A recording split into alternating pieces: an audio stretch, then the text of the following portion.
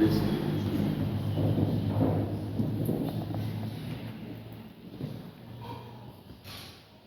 Vamos orar. Pai Celestial, Deus poderoso, nós continuamos na Tua presença neste culto dirigido a Ti. Mas agora nós suplicamos a iluminação que vem do Teu Espírito Santo para entendermos a Tua palavra, a proclamação do anjo na ocasião do nascimento de Jesus. Ajuda-nos, ó Pai, para entendermos a Tua palavra e nos edificarmos nela. Abençoe as crianças que agora reunidas também estarão recebendo o ensino da Tua palavra. Cresçam elas, ó Pai, a lição que a professora Leite estará transmitindo. Que elas possam, ó Pai, se tornarem cristãos adultos, sérios, comprometidos com o Senhor. Assim fortaleça-nos, fortalecendo a Tua igreja. Em nome de Jesus. Amém.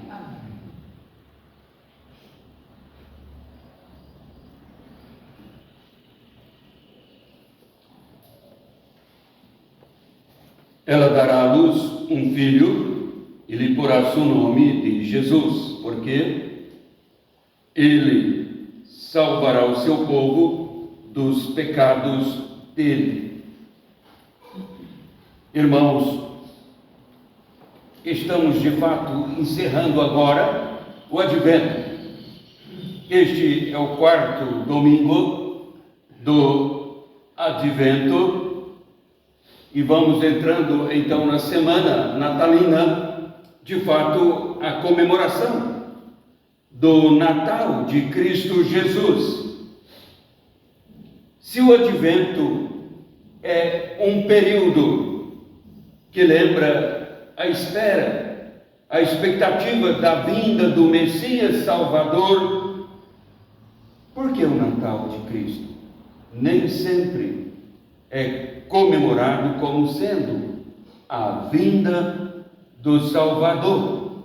Às vezes a nossa visão do Natal vai ficando uma visão um tanto míope, atrofiada, perdida, uma visão de Deus que vai ficando uma visão muito ofuscada. E começamos então a comemorar o Natal de Cristo de acordo com a nossa própria maneira de pensar, os conceitos que formamos ao longo dos anos, ou então absolvidos por uma sociedade que tende a colocar o Natal com interesses próprios. No versículo 21 do texto que fizemos a leitura, ela dará à luz um filho e lhe porá o nome de Jesus, porque ele salvará o seu povo dos pecados dele. Ora, irmãos, esse texto aqui do nascimento de Jesus, sempre nós olhamos para ele, tanto em Mateus quanto em Lucas. Em Mateus, aqui o anjo falando com José, insiste no nome que será dado no Filho de Deus, para o Filho de Deus. Já trabalhamos muito sobre este nome, o nome de Cristo, o seu significado, o porquê. Mas agora o anjo do Senhor fala com José sobre o nome do Filho de Deus. E ele já vai relacionando o nome do Filho de Deus com a sua missão salvadora. E é sobre esta missão salvadora, e agora não o nome, mas a missão que sugere o nome, está chamando a nossa atenção, porque isto é Natal, e assim devemos comemorar o Natal de Cristo, pois o Natal de Cristo é um acontecimento para a nossa redenção. eis a salvação de Deus. Então podemos, nesta reflexão, inicialmente já afirmar: a salvação pertence ao Deus eterno. Disse o anjo para José: ele salvará. Quando o profeta Jonas, no Antigo Testamento, foi enviado a Nínive, Deus ordenou Jonas, o profeta, ir para Nínive. E a finalidade era pregar aos ninivitas, uma cidade sangrenta de violência. Se nós achamos que violência é coisa da atualidade, é porque não conhecemos a história de Noé, não conhecemos a história dos ninivitas. Naum fala que os ninivitas eram sanguinários, eles eram violentos. E para lá, o Jonas foi enviado, o profeta, com esta finalidade de pregar uma mensagem de arrependimento. Mas o Jonas falou: eu não vou para Nínive, vai que esses ninivitas se arrependem. Eles já provocaram muito o Israel de Deus. E depois a minha nação vai falar que eu fui lá pregar essa mensagem, eles entenderam, Deus perdoou, e Israel estava acreditando que os ninivitas seriam castigados por isso. Eles levaram os judeus, trouxeram o seu povo para Samaria, o povo do norte, os judeus do norte, e houve uma mistura de judeu com os ninivitas. Por isso que Jesus contou a parábola do bom samaritano. É exatamente por isso, porque os judeus não gostavam dos samaritanos, porque eram judeus misturados, e judeus não misturam. Então Jonas falou: o que o povo vai achar disso? Eu não vou pregar, vai que esse povo se arrepende e Deus perdoa. Ele foi para Tarsis, pegou, então é como se ele fosse para o norte, ele foi em direção contrária, ele foi para o sul. Jonas fez isso. A Bíblia diz: fez assim para fugir da presença de Deus, como se pudesse. Olha o que o profeta fez. Começou uma tempestade no mar, jogaram Jonas no mar, Deus providenciou salvação, a história do peixe. E então as pessoas dizem: é impossível uma pessoa, um ser humano, ficar 3 dias, 3 noites no ventre de um peixe, com líquidos gástricos, essas coisas todas. Para Deus isso não tem problema algum. E não se trata de uma baleia, como muitos imaginam, dizendo que ele não passaria na garganta dessa baleia, nos ossos ali. Fala de grande peixe, providenciado por Deus numa situação específica. O fato é que Deus estava lidando com Jonas, o profeta, e lá no ventre do peixe, então Jonas começa a refletir e fez uma oração.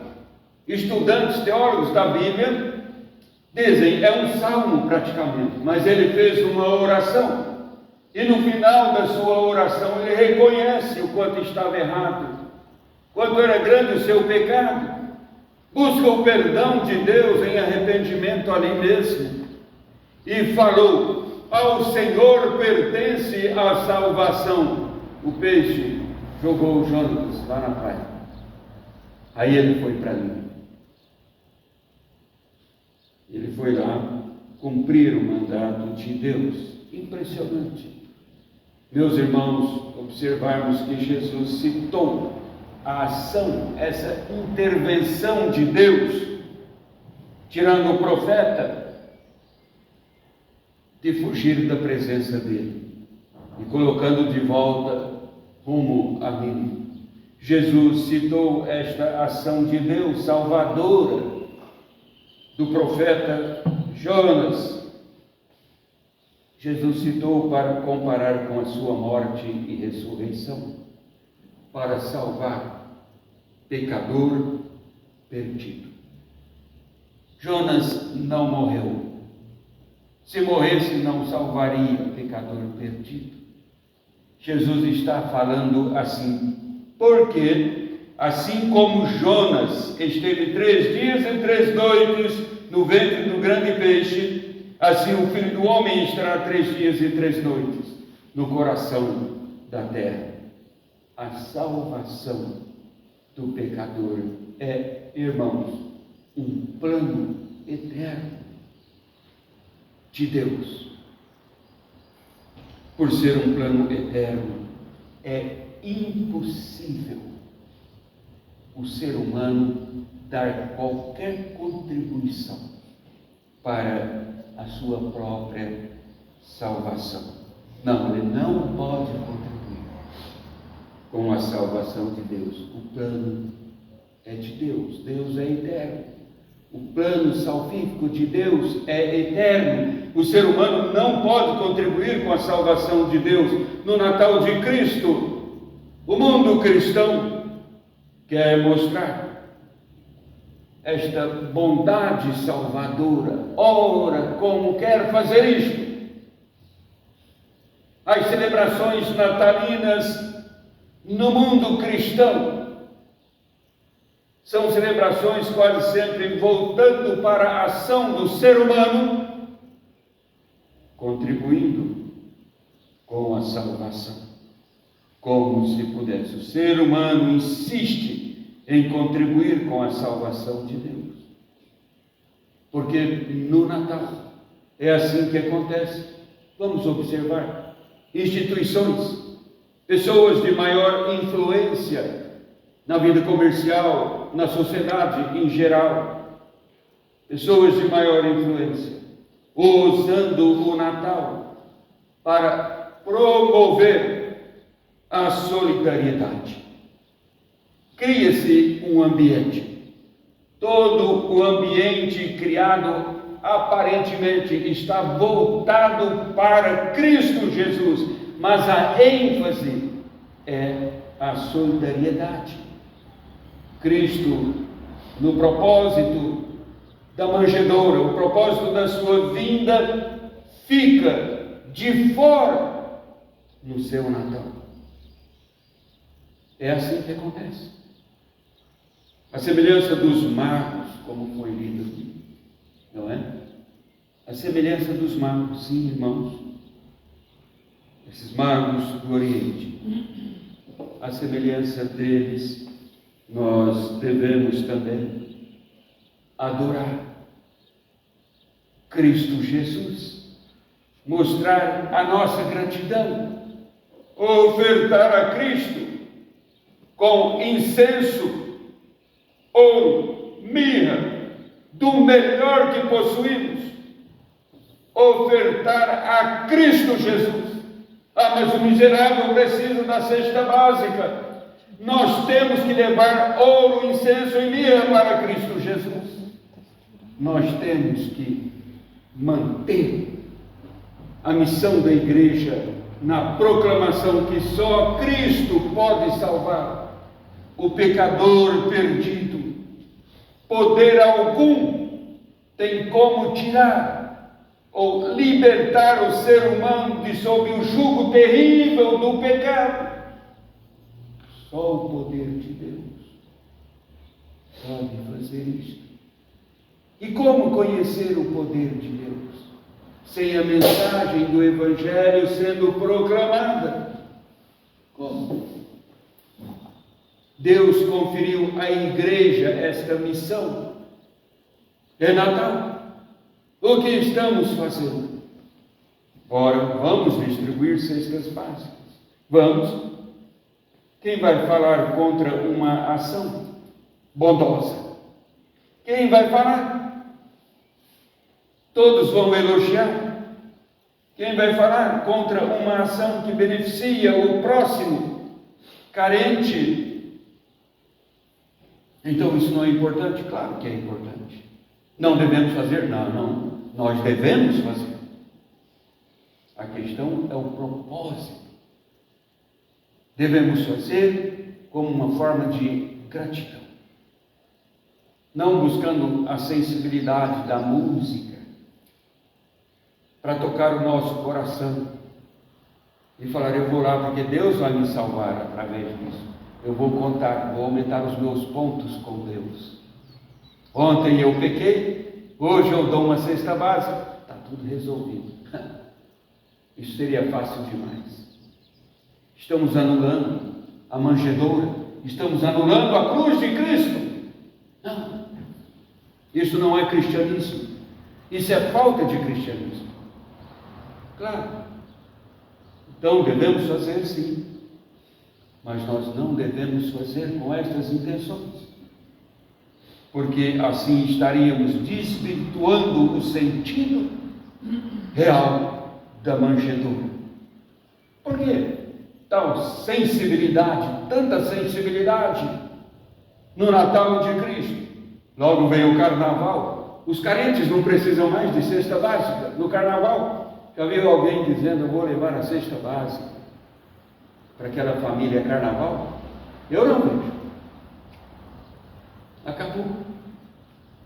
Olha só como o egoísmo marca real a sociedade, o quanto ela está perdida, dizendo: eu sou uma sociedade cristã.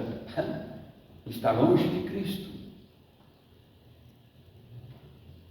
Irmãos, devemos sim.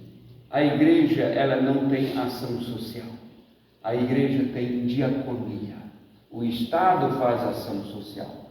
O Estado chega num determinado lugar e diz: aqui tem 1000 carentes. A igreja chega lá e diz: aqui está o senhor Antônio, que tem 3 filhos, a esposa. Vamos saber deles, conversar com eles.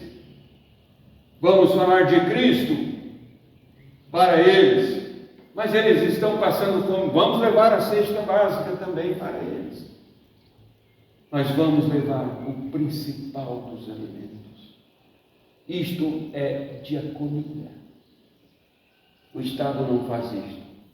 O Estado tem números, a igreja tem pessoas.